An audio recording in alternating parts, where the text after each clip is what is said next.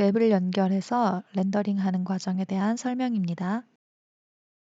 쉐이더 에디터에 가셔서 노드로 한번 확인해 볼게요. 저는 기존 베이스 컬러에 연결된 노드가 있어서 이미지만 X 눌러서 지우고 오픈 클릭한 다음에 포토샵에서 추출한 베이스 컬러를 찾아서 연결했습니다. 만약에 이미지 텍스처 노드가 없다면 새로 생성해서 연결해 주시면 되겠죠? 이미지 텍스처 노드를 계속 추가해서 다른 맵들을 연결해 줍니다. 저는 러프니스 맵부터 연결해서 러프니스 속성 값에 먼저 연결을 하였어요. 러프니스 맵을 비롯해서 베이스 컬러를 제외한 모든 맵의 컬러 스페이스는 반드시 논 컬러로 설정해 주셔야 됩니다.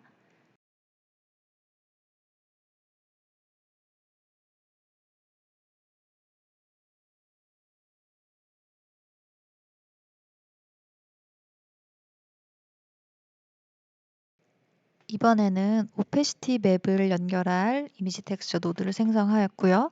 오픈 눌러서 오페시티 맵 찾아서 연결을 하도록 할게요. 오페시티 맵의 경우에는 역시 컬러 스페이스는 논 컬러로 해주실 거고요. 연결할 자리는 알파 값에 연결을 하시면 되겠습니다. 만약 렌더링 하였을 때 오페시티 맵 부분에 투명도가 적용이 되지 않는다면 위와 같이 머테리얼 속성 창에서 블렌딩 모드를 알파 클립으로 바꿔주시고 클립 스레솔드 수치를 낮추거나 올려서 원하는 영역만큼 투명하게 나오도록 조정을 해줘야 됩니다. 이 메뉴는 경우에 따라서 뷰포트 디스플레이 안에 세팅 메뉴 안에 들어있기도 하니까 잘 찾아서 설정해 주시도록 할게요. 이어서 하이트 맵과 노멀 맵을 연결하는 방법을 다시 한번 설명을 해드릴게요. 1학기 때 수업 들으셨던 분들은 그 클래스룸에 있는 자료를 다시 보셔도 좋고요. 1학기 제 수업을 듣지 않으셨던 분들은 지금 제가 설명하는 대로 한번 따라해 보시면 좋을 것 같아요.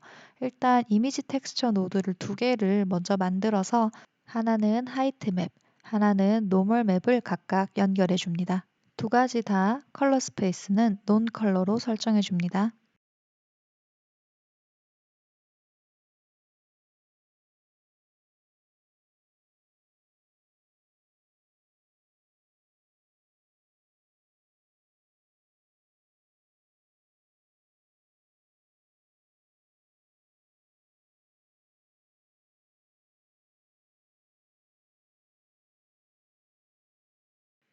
두 노드 중 하나를 노멀 값에 연결해 줍니다.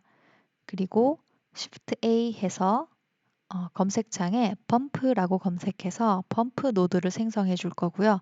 이 노드를 그대로 연결 부위로 가져와서 중간에 범프 노드가 들어갈 수 있도록 해줍니다. 그리고 나머지 맵을 하이트 맵이 남아있다면 하이트 값에, 노멀 맵이 남아있다면 노멀 값에 연결해 주세요. 마지막으로 노멀 맵은 노멀 맵이란 노드를 만들어서 범프 노드와 노멀 맵 이미지 사이에 연결해 주도록 하겠습니다. 각각 그 강도를 조절해서 원하는 느낌을 맞춰서 렌더링을 해주시면 되겠습니다. 눈 모델링 파일을 이용하는 방법에 대해서 설명해 드리도록 할게요. 클래스룸에 올려놓은 i.blend 파일을 먼저 다운받아 줍니다. 함께 있는 렌더셋 2라고 제가 수정해 놨죠. 렌더셋 2 블렌드 파일도 같이 다운로드 받아주세요. 먼저 i.blend 파일을 파일 append 해서 가져오도록 합니다. append 해서 i 파일을 찾아서 선택하시고 append를 눌러주시면 폴더가 나오고요. 폴더 안에 오브젝트 폴더로 가셔서 두 개의 메쉬를 모두 선택해서 append에서 파일로 가져오도록 할게요. 자, 이렇게 눈동자랑 그 눈동자 위를 덮고 있는 글라스 부분으로 구성된 두 개의 모델링이 나오고요. 각각 미러가 적용되어 있기 때문에 만약에 위치가 맞지 않으신 분들은 미러의 중심값, 미러 오브젝트를 새로 설정해 주시거나 또는 각각의 메쉬를 에딧 모드로 들어가셔서 위치나 크기를 수정해 주시면 좌우 대칭이 깨지지 않고 잘 수정이 될 거예요. 가급적 눈동자가 눈꺼풀과 눈꺼풀 사이에 살짝 가려질 수 있는 정도로 맞춰주시는 게 좋고요. 이 눈동자 크기가 너무 작으면 사배가처럼 보이기 때문에 좀 무섭게 보일 수 있어요. 그래서 적절한 크기로 맞춰서 넣어주시면 되겠습니다. 자, 눈 모델링은요. 텍스처 페인트로 가셔서 열어보시면 세 개의 텍스처 이미지가 연결되어 있을 거예요. 만약 연결되어 있지 않다면 여러분들이 직접 간단하게 만들어 주셔도 됩니다. 이 세 가지 맵은요. 베이스 컬러 맵과 스페큘러 맵, 그리고 마지막으로 러프니스 맵이 있는데요. 각각의 맵이 하는 역할에 대해서 간단하게 설명을 드릴 테니까 만약에 맵이 연결되지 않은 분들은 직접 한번 만들어 보세요. 맵의 한 역할을 보여주기 위해서 먼저 아이 글라스 부분은 잠시 눈을 꺼서 가려놨고요. 자, 베이스 컬러 맵부터 한번 보도록 할게요. 이미지로 들어가서 베이스 컬러 들어가면 요거는 우리가 가지고 있는 홍채의 색깔을 그려주는 부분이라고 생각하시면 됩니다. 선생님은 조금 더 약간 그 스머지 기능을 이용해서 디테일하게 그려줬는데 여러분들 조금 더 단순하게 그리셔도 되고요. 단순하게 그리되 눈동자의 아랫부분이 조금 더 밝고 윗부분이 약간 더 어두운 정도의 느낌이 났으면 좋겠고요. 그리고 눈동자 중간에는 항상 까맣게 원이 있도록 설정을 그려주셔야 되겠습니다.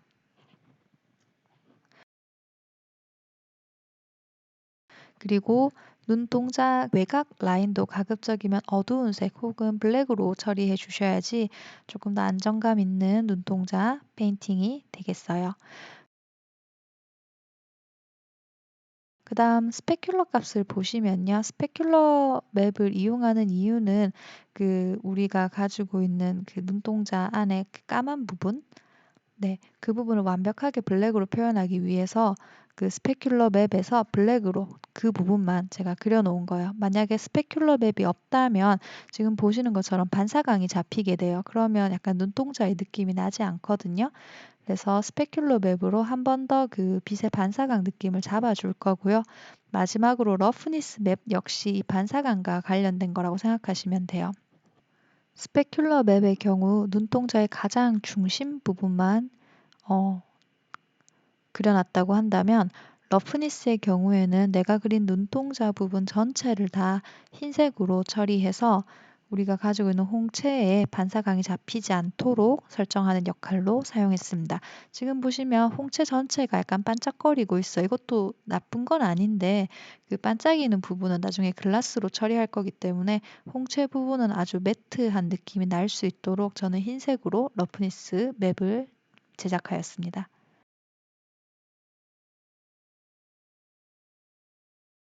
아이 글라스 맵은 눈 동자 부분을 덮고 있는 유리 재질을 표현하기 위해서 만들었는데 사실 저렇게 부분만 만드는 게 아니라 스피어 전체를 이용해서 눈동자를 감싸는 게 사실은 정석이에요. 근데 이제 여러분들이 조금 더 쉽게 컨트롤하기 위해서 선생님이 약식으로 만든 거고요. 이 메쉬는 맵이 필요 없이 머테리얼에서 트랜스미션 값만 1로 설정하셔서 유리 재질처럼 투명하고 반짝거리게 설정하시면 됩니다.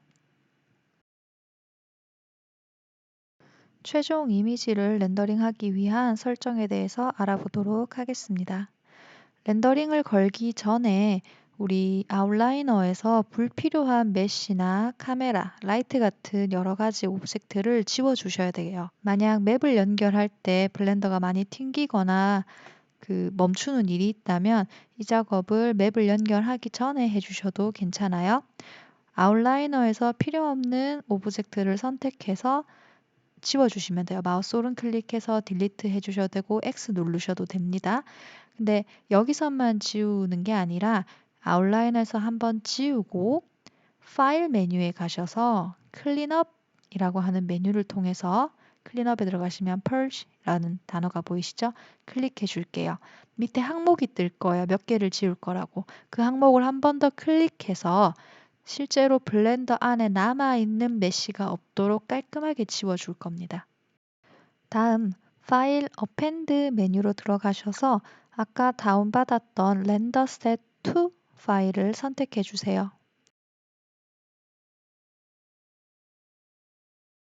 콜렉션 폴더로 들어가도록 할게요. 콜렉션 폴더에서 렌더셋 보이실 겁니다. 선택하고 어펜드 눌러볼게요. 이 화면 캡처 영상은 렌더셋 조명을 수정하기 전 파일이기 때문에 라이트가 하나 없으니 그건 감안하고 봐주시길 바랍니다. 숫자 패드에 0 키를 눌러서 카메라 뷰로 들어가 볼게요. 캐릭터에 비해서 화면 사이즈가 좀 안 맞을 겁니다. 카메라는 우리가 1학기 때 배웠던 것처럼 카메라를 선택해서 G 눌러서 이동하거나 G 누른 상태에서 중간 마우스 버튼 클릭해서 줌인 줌아웃 해주시면 돼요. 렌더 속성 아래 아웃풋 속성에 들어가셔서 디멘션의 X 값을 1200, Y 값은 1920으로 맞추신 다음 카메라를 다시 한 번 더 맞춰주도록 할게요. 캐릭터 크기에 따라서 이 사이즈는 조금씩 변화는 주실 수 있습니다. 그래도 가급적이면 위에 설명되어 있는 사이즈에 맞춰서 렌더해 주세요.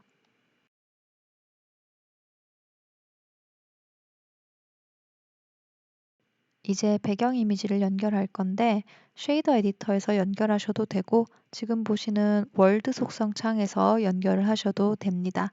먼저 클래스룸에서 제가 올려놓은 HDRI 이미지를 다운받도록 할게요.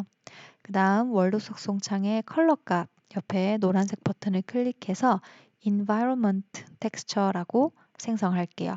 우리가 늘 쓰던 이미지 텍스처랑은 다른 노드니까 반드시 environment로 설정을 해주실 겁니다. 오픈 눌러서 파일을 연결할게요. 이제 렌더 속성 창으로 가셔서 렌더 엔진을 사이클로 설정하도록 할게요. 디바이스는 CPU로 설정하고 작업을 할게요. 샘플링 값에 렌더 값의 샘플링을 300 정도로 설정합니다. 컴퓨터가 빠르다면 더 높이 설정하셔도 괜찮아요. 그 다음 필름이라고 하는 메뉴로 들어갈게요. 지금 보시면 배경에 배경 이미지가 비쳐 보이면서 좀 얼룩덜룩해요. 근데 필름 값 안에 있는 트랜스페런트를 체크하시면 이 배경 이미지가 투명하게 바뀌면서 단색으로 된 단순한 배경으로 화면이 렌더가 될 겁니다. 마지막으로 컴포지팅 탭에 가셔서 노이즈를 줄일 수 있는 노드를 연결할 겁니다. 컴포지팅 탭에 들어가셔서 화면 위에 보시면 Use 노드라고 체크박스가 있을 거예요. 체크하시면 노드가 나타나게 되고요. 지금 연결되어 있는 두 노드 사이에 Shift A 하셔서 검색창에 dNoise라고 검색해 보세요. dNoise 노드를 찾으셨다면 클릭하신 다음 그대로 드래그 하셔서 연결 부위로 가져가서 지금 화면처럼 연결을 하도록 하겠습니다. 이 노드가 있다면 내가 샘플 수를 좀 적게 잡아도 마지막 렌더링에서 자글자글하게 노이즈가 끼는 것을 방지하실 수가 있어요. 자, 이제 렌더 메뉴에 가셔서 렌더를 클릭하시거나 키보드 F12번을 눌러서 렌더링을 해보도록 할게요.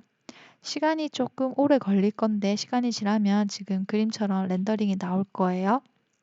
이렇게 렌더 이미지가 나오면 그 창에 이미지에 들어가셔서 세이브를 클릭하신 다음 PNG 파일로 저장을 하셔서 우리 기말 과제 제출하실 때 파일 이름 제대로 설정하셔서 업로드 해주시면 되겠습니다. 렌더셋 파일은 반드시 새로 업로드한 숫자 2가 붙은 파일로 다운받으세요. 두 개의 차이는 눈에 하이라이트 라이트이 있고 없고 차이입니다.